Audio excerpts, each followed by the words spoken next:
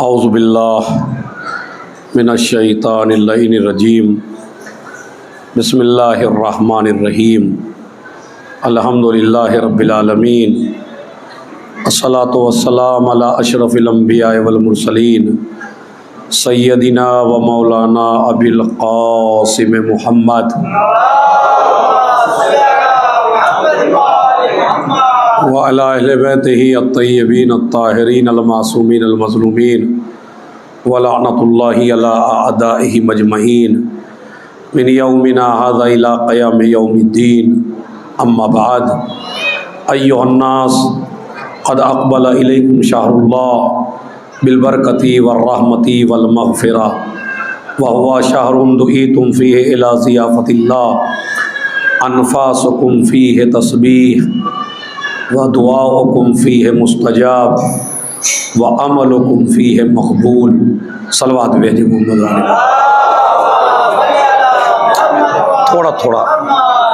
थोड़ा थोड़ा यहाँ मेरे सामने आ जाइए ताकि मैं भी आहिस्ता आहिस्ता बोलता रहूँ। थोड़ा थोड़ा वहाँ ना बैठिए, दरवाज़ा छोड़ दीजिए मेरे जवानों, दरवाज़ा छोड़ दीजिए, इधर आ जाइए मेरे पास को।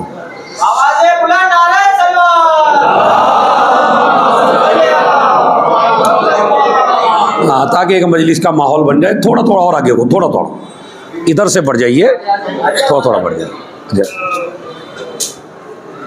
एक मरतबा सूरह हम्द, 3 मरतबा सूरह कुल हुवल्लाह की तिलावत फरमाकर सैयद सफ़ीर रज़ा ज़ैदी इब्न सैयद नूर रज़ा ज़ैदी सैयदा नूर ज़हरा बिनते सैयद नूर रज़ा ज़ैदी की रूह को ईसान फरमाएँ।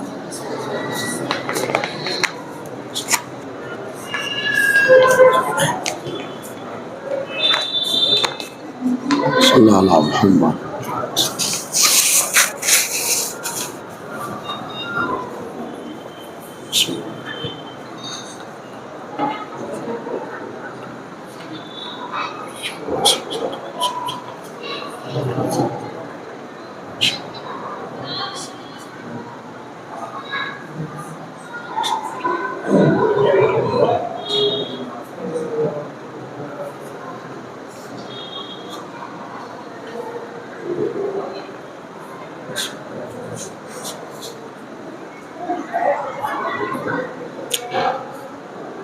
माहे मुबारक रमज़ान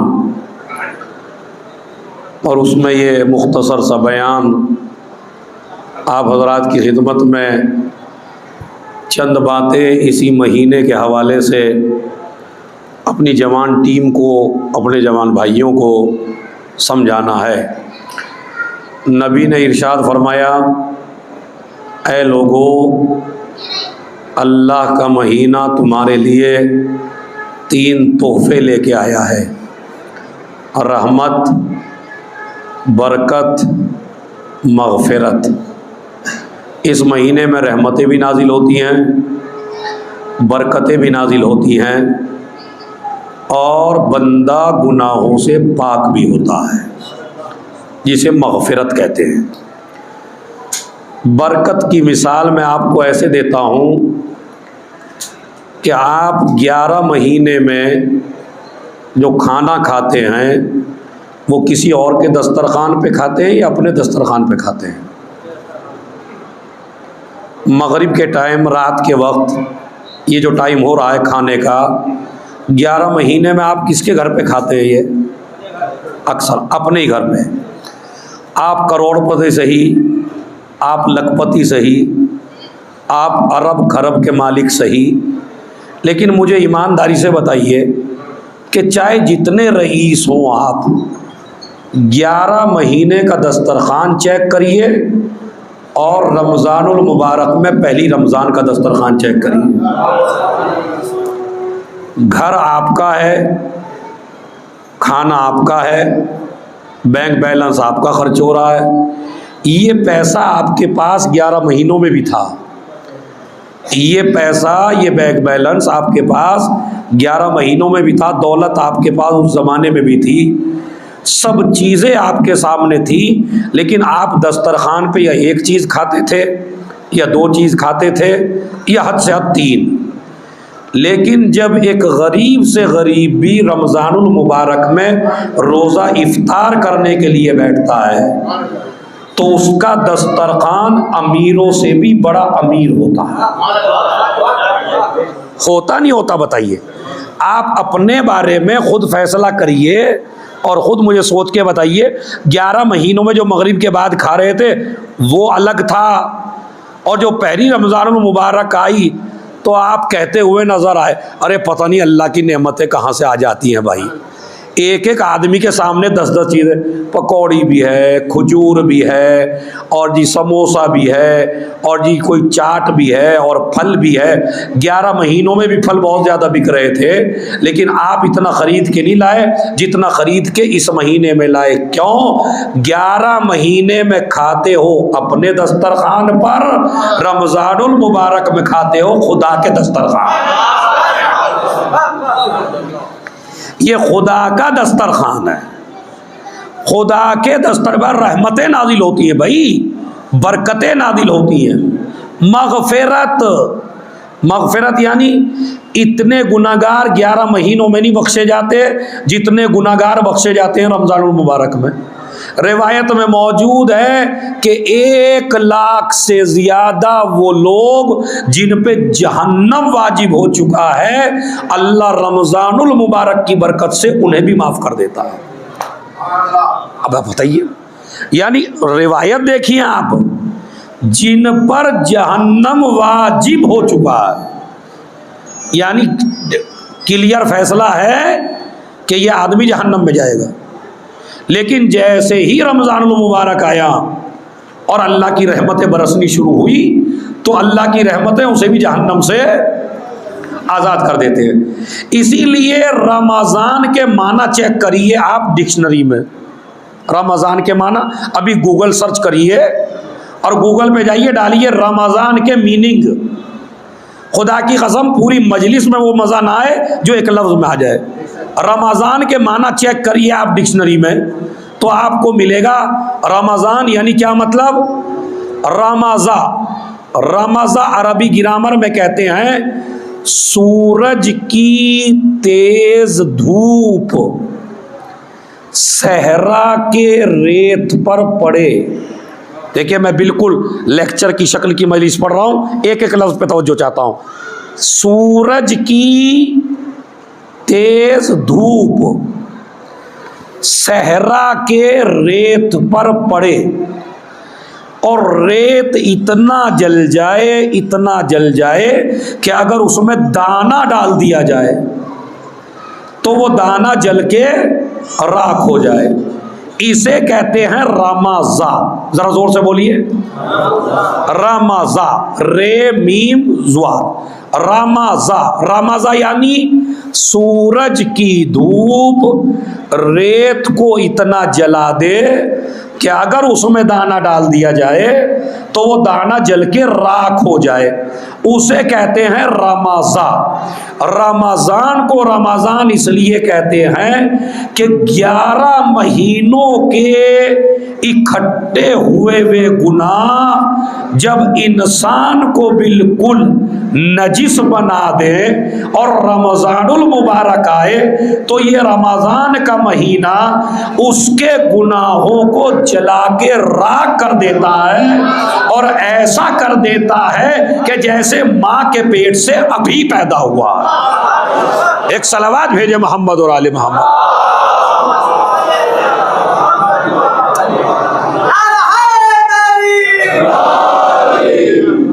अब माशाअल्लाह अमरोहा के लोगों की तादाद ज़्यादा है, वो इल्मी मजलिस सुनते हैं तो मैं उनको इल्मी ही मजलिस सुना रहा हूँ। तो रमज़ान लिअन्नहु यरमज़ु ज़ुनूब, इसलिए कि गुनाहों को जलाकर राख करने वाला महीना। बल्कि नबी ने फरमाया फ़इन्न शक़िय्या मन हरमा गुफ़रान अल्लाह फ़ी हाज़ा शहरिल अज़ीम, सबसे बड़ा बदबख्त वो है। जुमला सुनिएगा और एक एक से दाद चाहता हूँ, एक एक से तवज्जो चाहता हूँ। फ़इन्न शक़िय्या, सबसे बड़ा बदबख्त वो है कि जो इस महीने में भी अपने गुनाहों को अल्लाह से बख्शवा ना पाए। यानी ऑफर लगी है, अल्लाह माफ करने को तैयार है, मगर इसके बावजूद भी बंदा अपने को माफ न करवाए। रिवायत में मौजूद है, जो रमजानुल मुबारक में माफ ना हो सके वो पूरे साल में कभी माफ होने वाला, वो अगले साल इंतजार करे या अरफे का, या इंतजार करे आने वाले रमजानुल मुबारक का। तो बेहतरीन मौका है मेरी कौम के जवानों इस्तिगफार करने का। बिस्तर पे लेटने से पहले 101 तस्बीह अस्तगफिरुल्लाह रब्बी व अतूबु इलैह, अस्तगफिरुल्लाह रब्बी। माबूद 11 महीने में गर्दो गुबार बहुत आई गुनाहों की, लेकिन ये रहमत का महीना है, परवरदिगार मेरे गुनाहों को माफ कर दे। अल्लाह इंतजार में है कि मेरा बंदा माफी मांगे तो सही, लेकिन अगर बंदा ही ना माफी मांगे, इसीलिए कहा गया पहला बदबख्त वो है जो रमजानुल मुबारक में गुनाहों की माफी ना मांगे। दूसरा बदबख्त वो है जिसके माँ बाप बूढ़े हों और फिर भी जवान के नामे आमाल में कोई गुनाह मिल जाए। क्या सख्त रिवायत है, इस रिवायत को समझिए, सलावात पढ़ें तो समझाऊं मैं इंशाअल्लाह।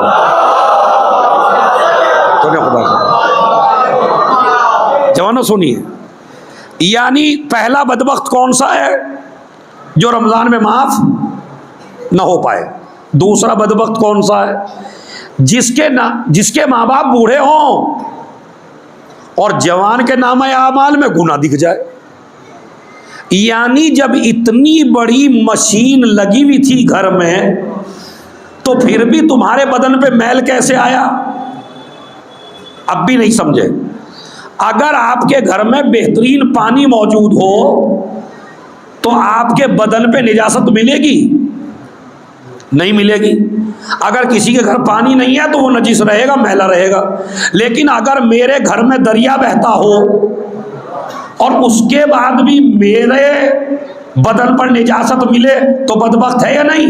अल्लाह यही कहता है, मैंने तेरे घर में माँ बाप पैदा नहीं किए हैं, ये माँ बाप तेरे गुनाहों को खत्म करने की एक मशीन मैंने लगाई है। माँ बाप की खिदमत करता चला जा, गुनाहों से पाक होता चला जा। एक लोटा उठा के अपने बाप को दे दिया, अब्बा जी वुजू कर लीजिए। इस्लाम कहता है, फरिश्ते कहते हैं इसकी एक गुना काटो। माँ बाप को खाना दे दिया, अल्लाह कहता है इसके गुना काटो। यानी जितनी माँ बाप की खिदमत करते चले जाएंगे, अल्लाह इस खिदमत के बदले में गुनाहों का खात्मा करता चला जाएगा। तो अब इमाम अली कहते हैं, मुझे ताज्जुब है उस जवान पर कि जिसके माँ बाप बूढ़े हों और वो खिदमत करके अपने गुनाह खत्म न कर पाए। यानी ये कितना बेहतरीन मौका है। हद ये है कि अगर तुम्हारे किसी जुमले से तुम्हारे माँ बाप के लबों पे मुस्कुराहट आ जाए, हदीस सुनना, अगर तुम्हारे किसी जुमले से रात में बिस्तर पे लेटे हो, माँ बाप चारपाई पे बैठे हैं, बेटे ने आके कोई किस्सा सुनाया, बेटे का किस्सा सुन के माँ बाप मुस्कुराने लगे, शरीयत में मौजूद है ये माँ बाप की मुस्कुराहट अल्लाह की राह में जिहाद से भी बेहतर है। अल्लाह की राह में जिहाद से भी बेहतर है। यानी एक आदमी रसूलुल्लाह के साथ जाए, मैदान जंग में जाए, शहीद हो जाए, जितना रुतबा उसका है इतना रुतबा उस जवान का है जो अपने माँ बाप को ऐसी बात बता दे जिससे वो मुस्कुराने लगे। तीसरी रिवायत है, अगर बाप का चेहरा या माँ का चेहरा मोहब्बत से देख ले तो अल्लाह एक नजर में एक हज का सवाब देता। अब ये बताइए आया नबी की खिदमत में एक शख्स, कोई गुनाह ऐसा नहीं है या रसूल अल्लाह जो मैंने ना किया हो, कोई गुनाह। जितने भी आप मस्जिद में बैठे हैं, आपने हर गुनाह नहीं किया।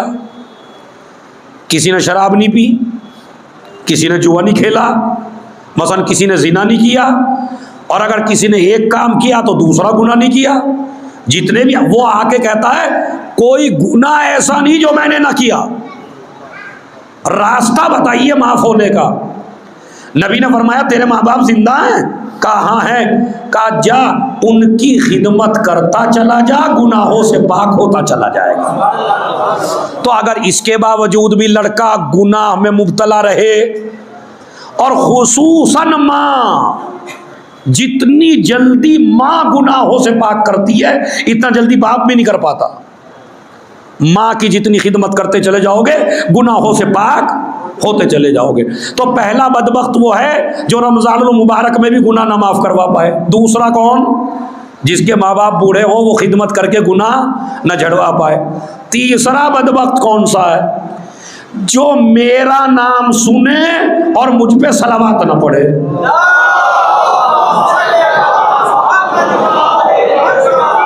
ठीक है, अब ये हदीस याद रखना, अजान के वक्त भी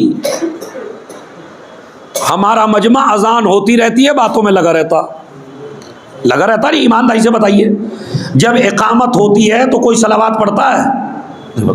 कोई यूं देख रहा है, कोई यूं देख रहा है, कोई सोच रहा है, कोई दुकान का हिसाब ही कर रहा है। हर आदमी को मौका, जिसको कहीं सोचने का मौका नहीं मिलता, वो मस्जिद में आता, और सारा हिसाब। एक थे पेश नमाज, वो बेचारे नमाज पढ़ा रहे थे, रकत भूल गए। अब पता नहीं तीसरी रकत है या चौथी। एक खड़ा हुआ था पीछे, उसने कहा जी 3 पढ़ी, 1 रह गई। उन्होंने कहा आप इतनी यकीन के साथ कैसे कह सकते हैं कि 3 ही हुई?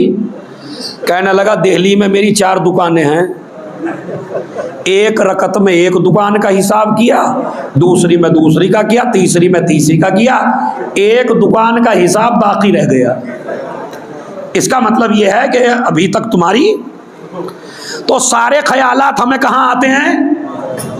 नबी ने फरमाया बदबख्त है वो इंसान, बल्कि दूसरी जब मन ज़करनी वलम युसल्ली अलैया फ़क़द जफ़ानी, जिसने मेरा नाम सुना और मुझ पे सलावत ना पड़ी, उसने मेरे ऊपर जफा की।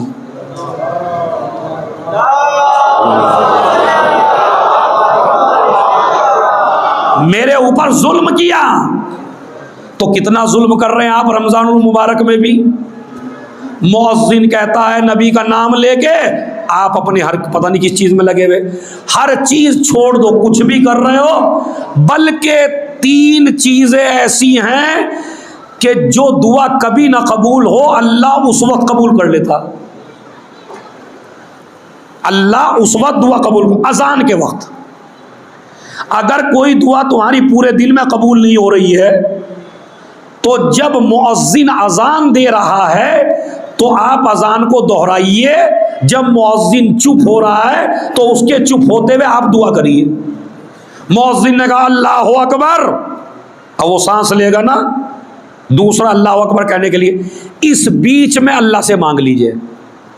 अशहदु अल्ला इलाहा इल्लल्लाह 1 दफ़ा, अशहदु अल्ला इलाहा इल्लल्लाह, बीच में जो जगह है उसमें अल्लाह से मांग लीजिए। इसीलिए अशहदु अन्ना मुहम्मदर रसूलुल्लाह,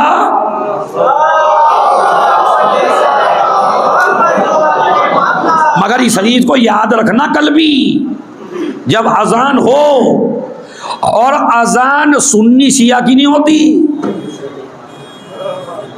ये हमारे पता नहीं किसने चला दी, अजी वो तो सुन्नियों की हो रही, और सुन्नी के बाप की अजान नहीं है।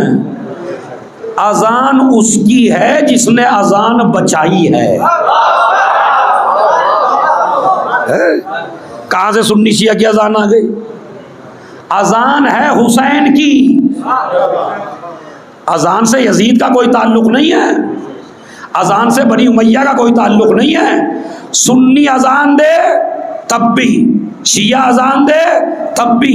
इसलिए कि सुन्नी कहेगा तो भी नबी का नाम लेगा, शिया कहेगा तो भी नबी का नाम लेगा।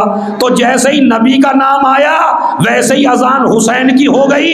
इसीलिए इमाम सज्जाद ने कहा था, ए यजीद, अगर अजान में तेरे नाना का नाम है तो तू जीत गया, हमारे नाना का नाम है तो हम।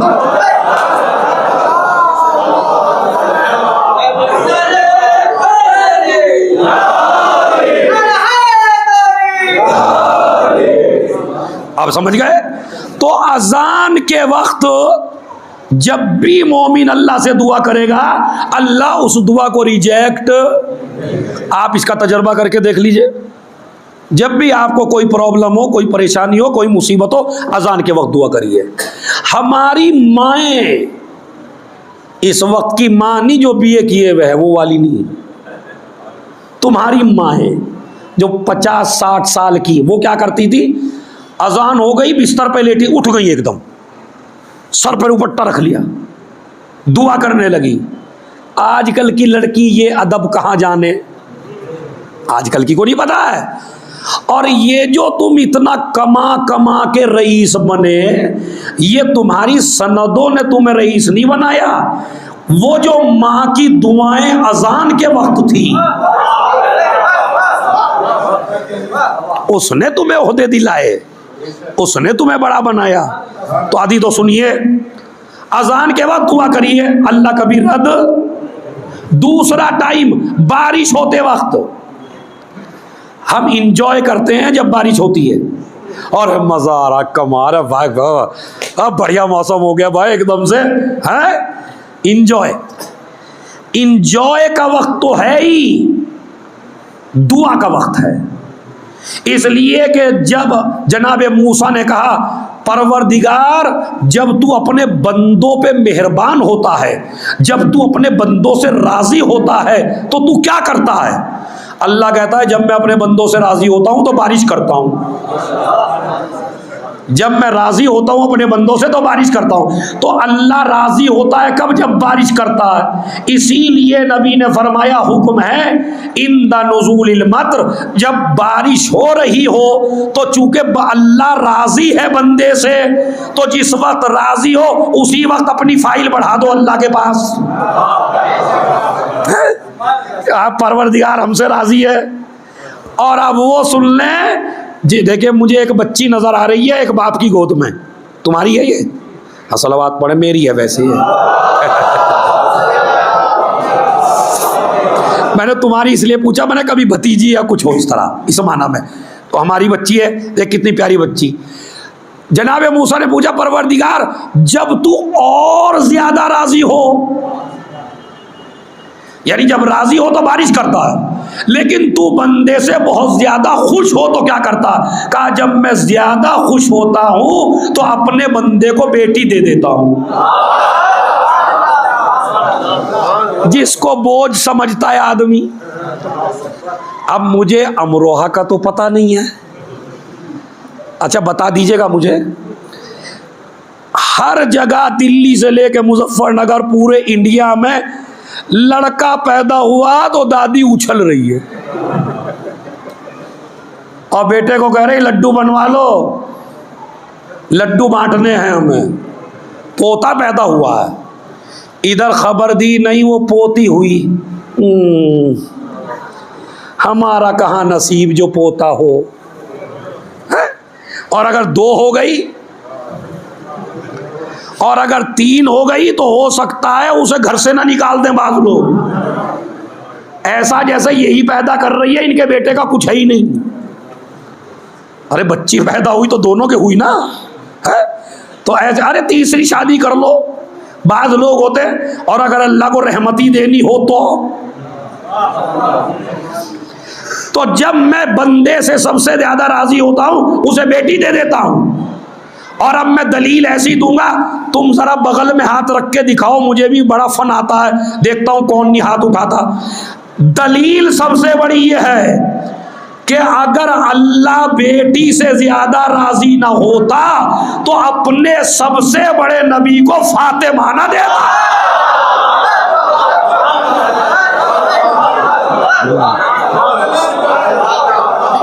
सलावत भेजे मोहम्मद और आले मोहम्मद।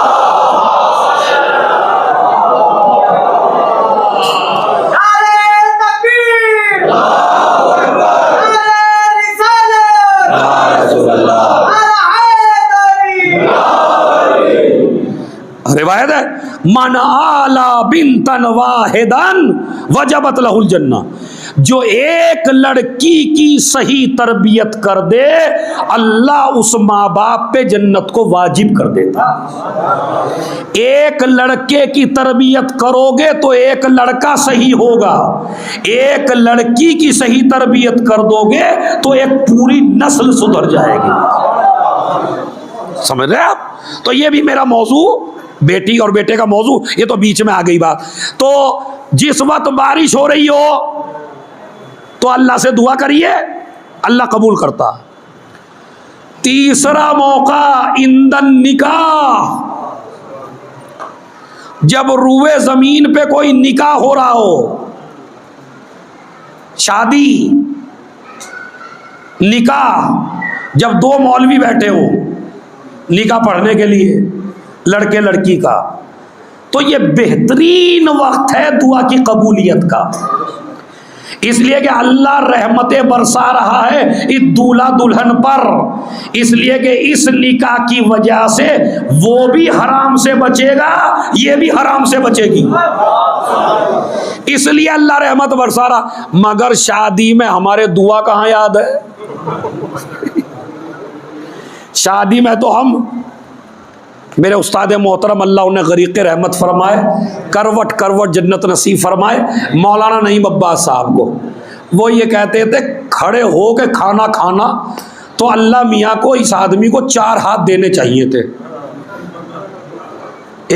एक से प्लेट संभालता, एक से फिर दूसरी प्लेट संभालता, फिर इतने आइटम होते हैं शादी में, तो आदमी खाने पे मजमा ज़्यादा है आजकल। शादी में भी खाने पे ही मजमा होता है, हदीसे किस्सा में नहीं होता। हालांकि एक मैं अमरोहा में गया तो शायद वहाँ बड़ा अच्छा मजमा था निकाह में, तो मैंने मौलाना आबिद से कहा यार ये पहली दफ़ा देख रहा हूँ जो निकाह में इतना मजमा बैठा हुआ है, वरना खाने में ज़्यादा हैं, खुराफात में ज़्यादा हैं, इधर उधर ताक रहे हैं वो ज़्यादा हैं, लेकिन दुआ कर कोई दुआ नहीं कर रहा। तो दुआ कबूल होती है इन 3 वक्तों। चौथी जगह जहां दुआ कबूल होती है इंदल इफ्तार, जब इफ्तार का वक्त आता है। इफ्तार का वक्त देखिए, अपने भाइयों का छावा अपने पे ना डालिएगा कि हमारे गंगेरू में एक आदमी का पैर एक पन्नी पे पड़ गया, कीस जिसे कहते हैं, थैली, अब जो ऐसे पैर में भोट, अब वो एक आदमी सो रहा था, उसने जल्दी से जो रखा था मुंह में रख लिया, गोला हो गया, गोला पटक गया भाई।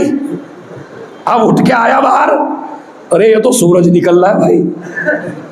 तो इनको ऐसा बताया गया कि अगर तुमने इधर रोजा के वक्त आया नहीं खोला तो तुम्हारा सवाब खत्म। तो बेचारा उनका जहन होता है कि बस जैसे ही वक्त हुआ खाने पे टूट पड़ो, और खाने पे टूट पड़ते। हमारे जवानों में ऐसा मसला नहीं होना चाहिए, खाने पे टूट पड़े। कहते हैं इंदल इफ्तार, मौला अली फरमाते हैं इफ्तार के वक्त अल्लाह जो भी बंदा मांगेगा वही देगा। अरे कितना बड़ा जुमला आपने खो दिया खुदा के अंदर। क्या? जो भी बंदा इफ्तार के वक्त मांगेगा वही देगा। मिसाल इसकी समझ लीजिए कैसे, मैं आपके घर में हूँ, मैं चलने लगा आपके घर से, एक चीज़ पे नज़र पड़ गई, यार भाई ये मुझे चीज़ दे दो, एकदम उठा के देगी। अगर दिन में मानता तो शायद सोचते, बेगम से पूछते, अम्मा से पूछते दे दूं या ना दे दूं, लेकिन मैं चल रहा हूँ, निकल रहा हूँ दरवाजे, भाई मुझे फौरन उठा के दे दी, किसी से पूछा भी नहीं। क्यों?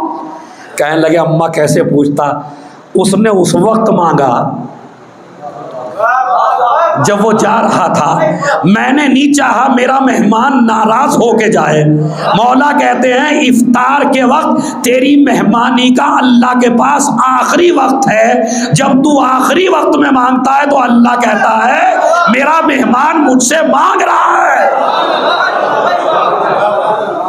सलावत भेजे मोहम्मद और आले मोहम्मद।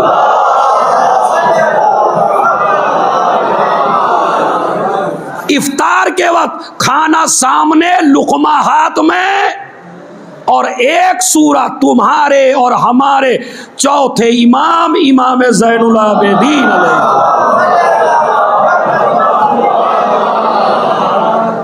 ज़ुहैब भाई, मैं तो ये भूल गया कितने बजे बैठा था मैं।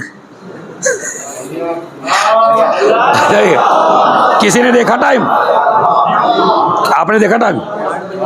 कितने बजे बैठा था? 8। हाँ, तो मैं 35-40 मिनट के इरादे से बैठा था, तो 15 मिनट और झेल लें। सलावत पढ़े मोहम्मद और आले बा।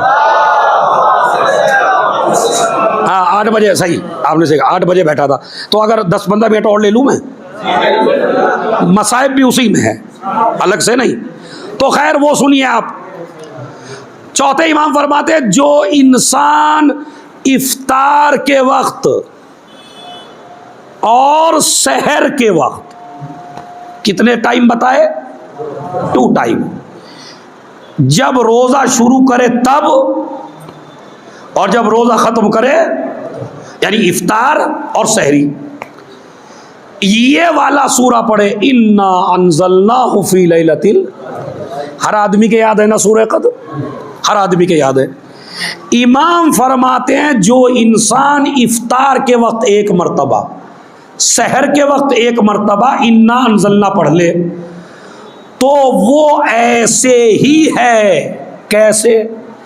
जैसे कोई सहाबी, कोई सिपाही रसूल और मौला अली के साथ मैदान जंग में जाए और उनकी मोहब्बत में कत्ल हो जाए, शहीद हो जाए और अपने खून में लथपथ हो जाए, तो जितना सवाब उस शहीद को है, इतना ही सवाब उस जवान को है जो 1 मरतबा इन्ना अंज़लना इफ्तार के वक्त पढ़े, 1 मरतबा इन्ना अंज़लना सहर के वक्त पढ़े।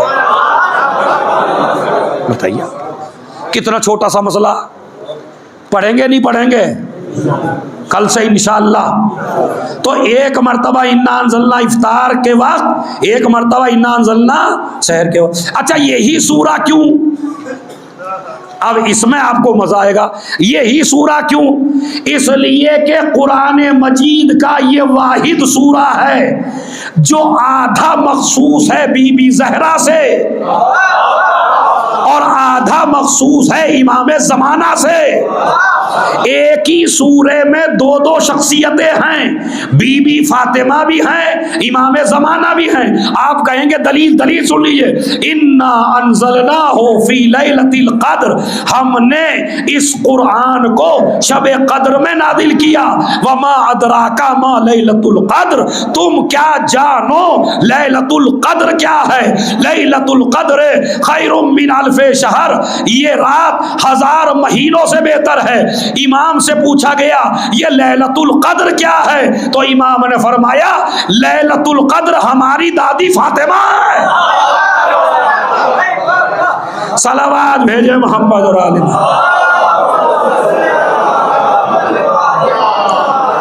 लैलतुल क़द्र हमारी दादी फातिमा है। तो एक लैलतुल क़द्र ये रात है, एक लैलतुल क़द्र हमारी बीबी ज़हरा है। आगे चलिए, इतना हिस्सा मखसूस है किससे? बीबी फातिमा। आगे का चलिए, लैलतुल क़द्र खैरुम मिन अल्फ़ि शहर, तनज़्ज़लुल मलाइकतु वर्रूह, मलाइका नाजिल होते हैं और जो रूह फरिश्ता है वो नाजिल होता है। तनज़्ज़लुल मलाइकतु वर्रूह, आगे फीहा बिइज़्नि रब्बिहिम, किसकी इजाजत से नाजिल होते हैं? खुदा के इज़्न से। किस पे नाजिल होते हैं भाई? यही तो बहस है। देवबंदियों पे, मुफ्ती पे, मुल्ला पे, हमारे ऊपर, किसी के ऊपर मलक नहीं, और जिसके ऊपर आएगा उसे उठा के ले जाएगा। हमारे आपके पास कोई मलक आने वाला नहीं अलावा मलकुल मौत के, और वो जब आएगा हमें उठा के ले जाएगा। और ये क्या तनज़्ज़लुल मलाइकतु वर्रूह, मलाइका और रूह नाजिल होते हैं हर रात में। कब की? इस रात में। किसकी इजाजत से? खुदा की इजाजत से। आगे पढ़िए, अरे पढ़िए भाई। नाज़िल तो फिर इफ्तार के वक्त कैसे पढ़ेंगे फिर? तो याद कर लीजिए, इन्ना अंज़लनाहु फी लैलतिल, आगे आगे आगे, फीहा बिइज़्नि रब्बिहिम मिन कुल्लि अमरिन, हे हत्ता, जब तक के फजर तुलू ना हो फरिश्ते नाज़िल होते रहते हैं। कली के व्हाट्सएप पे अपने सुन्नी भाइयों को लिखना, तुम जो कहते हो भाई क्या दलील है कि इमाम ज़माना है, तो आप ये पूछिएगा हमें वो आदमी बता दीजिए कि जिस पे कुरान कहता है मलाइका नाजिल होते हैं। अगर तुम ना बता सको तो हम बता रहे हैं, जिसके घर कल नाजिल होते थे आज भी उसी के घर में।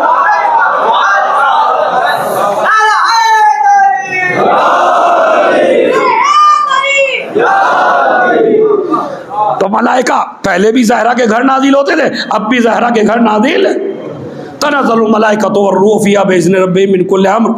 अच्छा, मैंने आपसे क्यों पढ़वाया उसका रीज़न सुन लीजिए। और मजलिस तमाम, ऑफर है, ईद पे ऑफर लगती है नहीं लगती है?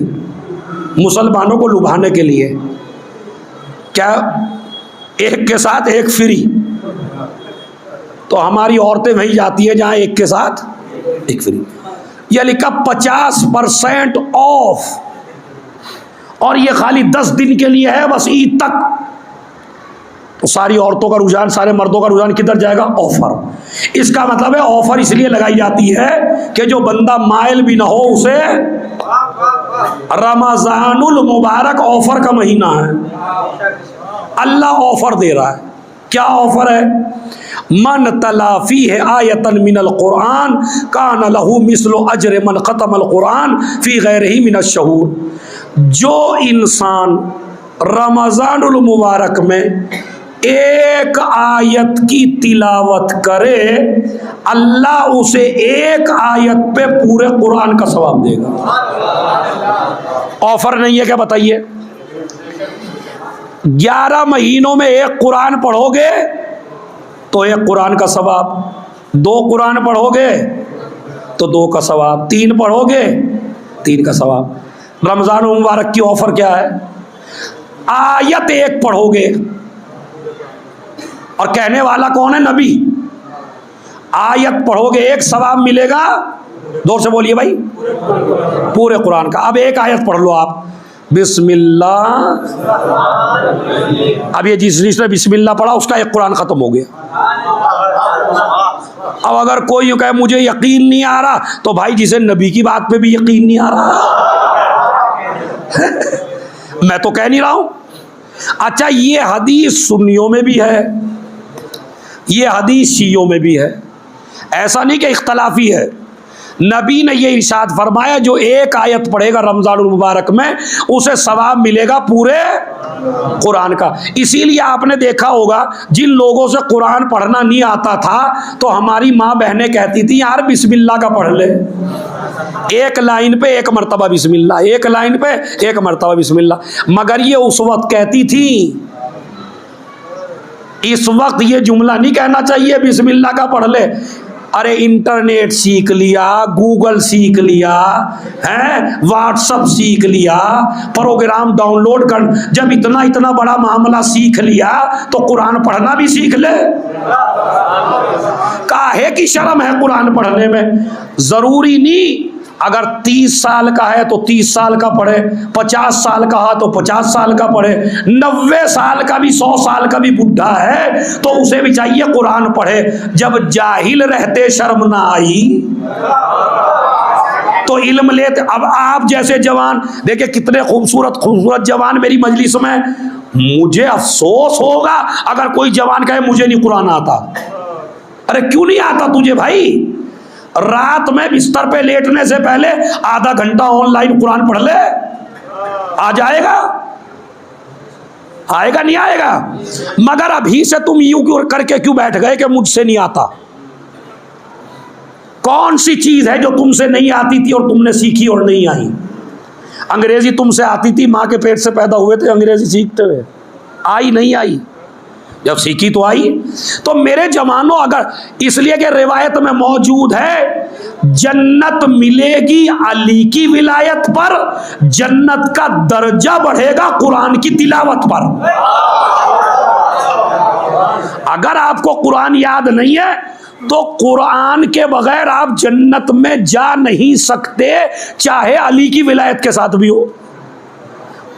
यहां नहीं पढ़ोगे तो वहां पढ़ना पड़ेगा। सातवें इमाम ने फरमाया, अगर हमारे शिया को कुरान नहीं आता तो उल्ले माफी कब्र ही, तो फरिश्ते इसे पढ़ाएंगे कुरान कब्र में। इसलिए कि मुमकिन नहीं है जन्नत में चला जाए बगैर कुरान के। तो भाइयों, अब मैंने तुमको फंसा दिया पक्का, यहां नहीं पढ़ोगे तो वहां पढ़ना पड़ेगा, पढ़ना तो पड़ेगा, इसके बगैर चारा नहीं है। मौला अली भी कहेंगे नहीं, मेरी विलायत भी नहीं ले, मेरी विलायत जन्नत में ले जाती है, लेकिन तुझे आदत नहीं है हर ट्रेन में सफर करने की। तू दर्जे देखता है ना, फर्स्ट एसी हो, तो इसी तरह जितनी कुरान मजीद में आयतें हैं इतने ही जन्नत के क्लास हैं। मतलब ट्रेन में तो 3 ही क्लास हैं, लेकिन कुरान में आयतें कितनी हैं मशहूर? 6600। तो जन्नत के दर्जे कितने हुए? 6600। तो अगर तेरे एक भी आयत याद नहीं है तो 0 पे पड़ा गया भाई है। अब अगर किसी के अलहम्द याद है तो 7वें दर्जे पे होगा। तो अब हैं 6666 दर्जे। तो अल्लाह कहेगा कुरान पढ़ता चला जा, दर्जे बढ़ाता चला जा, चाहे यहां पढ़ ले चाहे पढ़ना तो पड़ेगा। तो मेरे जवानों, कुरान की क्लासेस ऑनलाइन आ रही हैं, कुरान मजीद से गाफिल ना होना, कुरान पढ़िएगा। एक आयत पे कितना सवाब? बोलिए भाई, एक कुरान। अब जरा सूरह फातिहा का चेक कर लीजिए उस हदीस के ज़ैल में। सूरह हमद में है 7 आयतें। सूरह कुल हुवल्लाह कितनी बार पढ़ते हो फातिहा में? 3 बार। सूरह कुल हुवल्लाह में है 4 आयतें, बिस्मिल्लाह को लगा के हैं 5 आयतें। कितने हो गई? 15। 15 और 7, जोर जोर से बोलिए, 15 और 7 22। अगर एक सूरह फातिहा रजब में पढ़ोगे, शाबान में पढ़ोगे, मुहर्रम में पढ़ोगे, सफ़र में पढ़ोगे, 11 महीनों में अगर एक सूरह फातिहा पढ़ोगे तो 2 कुरान का सवाब है बस। लेकिन अगर अपने मरहूम के लिए एक सूरह फातिहा रमज़ानुल मुबारक में पढ़ोगे तो सूरह फातिहा एक पढ़ोगे, सवाब मिलेगा 22 कुरान का। अब ये तुम्हारे अब्बा की जो मजलिस हो रही है रमजानुल मुबारक में, इन्होंने एक आदमी ने 22 कुरान पहुंचाए तुम्हारे वालिद को। अब ये ऑफर से फायदा ना उठाए तो बेवकूफ है या नहीं? इसीलिए मैं कहता हूं, शहर में एक सूरह फातिहा तमाम मोमिनीन के लिए पढ़ो, इफ्तार से पहले पढ़ दो। और ये भी सुन लो, अपनों के चक्कर में ना रहना कि मैं तो अपनों को बख्शूंगा। तंग दिल को अल्लाह ना वहां माफ करता ना यहां माफ करता। अगर कब्रिस्तान में गया है तो अपने बाप की पढ़ के ना खाली, सारे मरहूमीन को दे के आ। इसलिए कि दुनिया के बादशाह में और खुदा में ये फर्क है, जितने जितने आदमी बढ़ते चले जाएंगे इतना इतना बादशाह का खजाना कम होता चला जाएगा। अल्लाह का कानून ये है, जितने तू बढ़ाता चला जाएगा मैं सवाब को बढ़ाता चला जाऊंगा।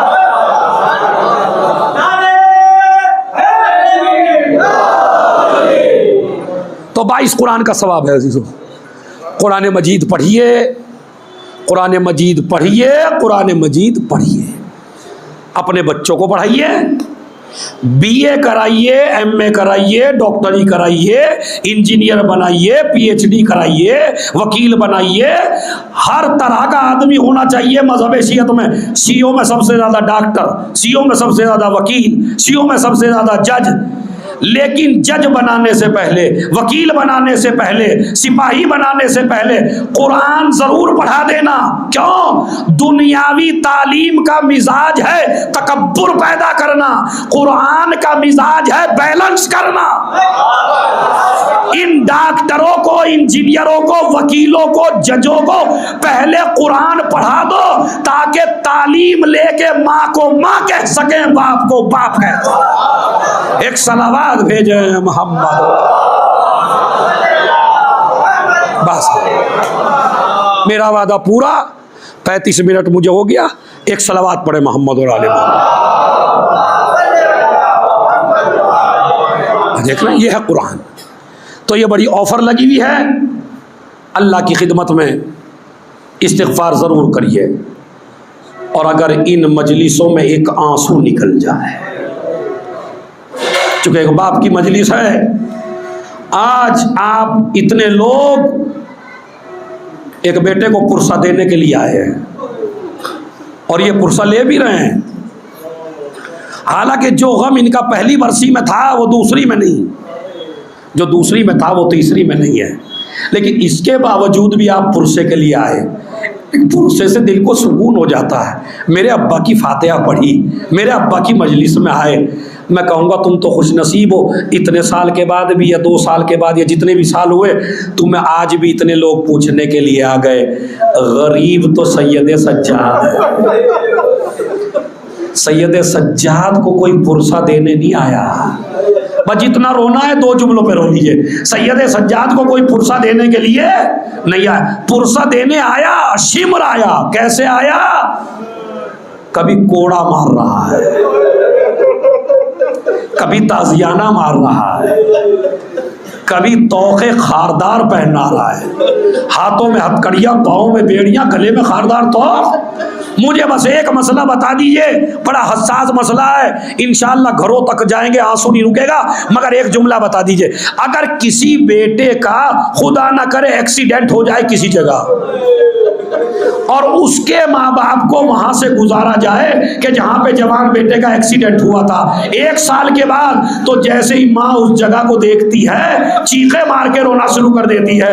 हाय मेरा बच्चा यहाँ तड़प रहा था, मगर हाय करबला वाले, लैला को वहां से गुजारा गया जहां अकबर का लाशा पड़ा था। अरे फरवा वहां से गुजरी जहां कासिम के टुकड़े पड़े थे, रबाब वहां से गुजरी जहां असगर का लाशा, अरे जैनब वहां से गुजरी जहां हुसैन का लाशा तीरों पे मुअल्लक़ था। एक मर्तबा जैनब ने क्या देखा? सैयद सज्जाद के चेहरे का रंग बदल रहा है। करीब आई, मेरे लाल तेरे चेहरे का रंग क्यों बदल रहा है? का फूफी अम्मा, इन लोगों ने अपने नजिस कुश्तों को दफन कर दिया। मेरा बाबा 3 दिन का भूखा प्यासा करबला की सरजमीन पे पड़ा है। ए फूफी अम्मा, अब जरा रोने का जुमला जिसके लिए मैंने जहमत दी है, पता क्या? ए फूफी अम्मा, जिसका जवान बेटा जिंदा और उसके बाप का लाशा, ए मेरे लाल, हम हमेशा गरीब नहीं रहेंगे, तेरे बाप का रोजा बनेगा। भतीजे को कह के समझाया। ज़ैनब जा रही है, भाई के लाशे का तवाफ करना शुरू किया। सज्जाद ने पूछा, फूफी अम्मा बाबा के लाशे का तवाफ क्यों कर रही है? का तवाफ नहीं कर रही हूँ, जब तुम्हारे घर से अपने घर जाया करती थी तो हुसैन की पेशानी को बोसा दिया करती थी। जब मैं अब्दुल्ला के घर जाती थी तो हुसैन को बोसा दे के जाती थी। जब मैं नमाज पढ़ती थी तो हुसैन की पेशानी चूमती थी। अब तो भाई को छोड़ के कूफे जा रही हो। का फिर क्या करना चाहती हो? का कोई जगह ऐसी देख रही हो कि जहां पे तीर न लगा हो। मगर सज्जाद, अरे मेरा बाजाया, अरे मेरा भाई इतना गरीब,